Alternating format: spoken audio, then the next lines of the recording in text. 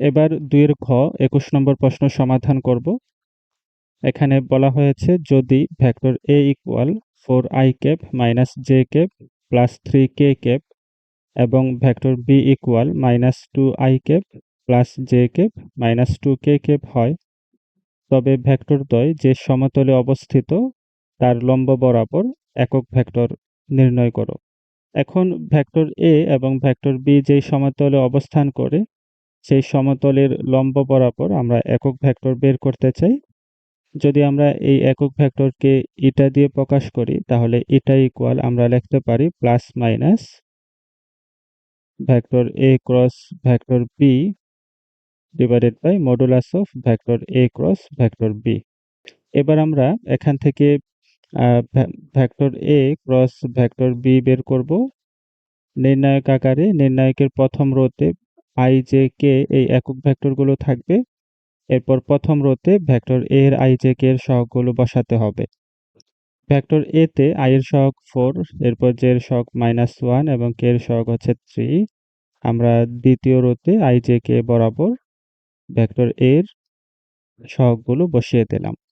এরপর তৃতীয় রোতে vector B এর i j k এর সহগগুলো বসাতে হবে। এখানে i এর সহগ হচ্ছে -2, এরপর j এর সহগ হচ্ছে 1, এরপর k এর সহগ হচ্ছে -2। তাহলে আমরা এগুলো তৃতীয় রোতে ভেক্টর i j k বরাবর বসিয়ে দেব। প্রথম রো এর সাপেক্ষে আমরা নির্ণয় করব।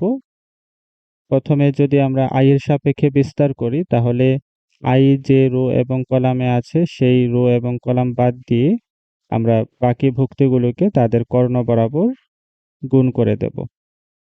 -1 এবং -2 যদি আমরা গুণ করি তাহলে +2, এরপর নিচ থেকে উপরে গুণ করার জন্য মাইনাস চিহ্ন, 1 এবং 3 যদি আমরা গুণ করি তাহলে এখানে পাওয়া যাবে 3। এরপর আমরা j এর সাপেক্ষে বিস্তার করব, তার জন্য -j লিখলাম এখানে। এরপর যেই রো এবং কলামে আছে সেই রো এবং কলামকে আমরা বাদ দিয়ে দিলাম। বাকি ভুক্তিগুলোকে আমরা তাদের কর্ণ বরাবর গুণ করে দেব। 4 এবং -2 যদি আমরা গুণ করি তাহলে -8, এরপর নিচ থেকে উপরে গুণ করার জন্য মাইনাস চিহ্ন, -2 এবং 3 গুণ করলে -6, তাহলে এখানে মাইনাস চিহ্ন ছিল, সেই মাইনাস চিহ্নটি এখন +6 হয়ে যাবে। এরপর আমরা k এর সাপেক্ষে বিস্তার করব। এখন k যেই রো এবং কলামে আছে সেই রো কলামগুলোকে বাদ দিয়ে দিলাম। এরপর বাকি ভুক্তিগুলোকে আমরা তাদের কর্ণ বরাবর গুণ করব।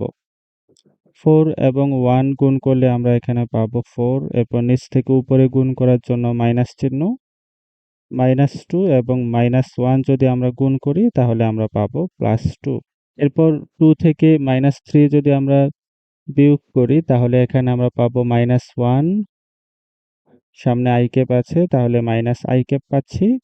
-8 এর সাথে যদি আমি 6 যোগ করি তাহলে পাবো -2, সামনে -j আছে তাহলে এটি +2j ক্যাপ হবে।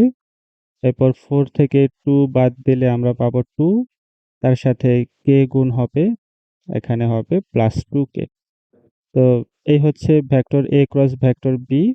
এবার আমরা vector A cross vector B এর মান বের করব। Modulus of vector A cross vector B √i এর সহগ হচ্ছে এখানে -1, -1 এর স্কয়ার, এরপর j এর সহগ হচ্ছে 2, 2 স্কয়ার, এরপর k এর সহগ হচ্ছে 2, 2 স্কয়ার।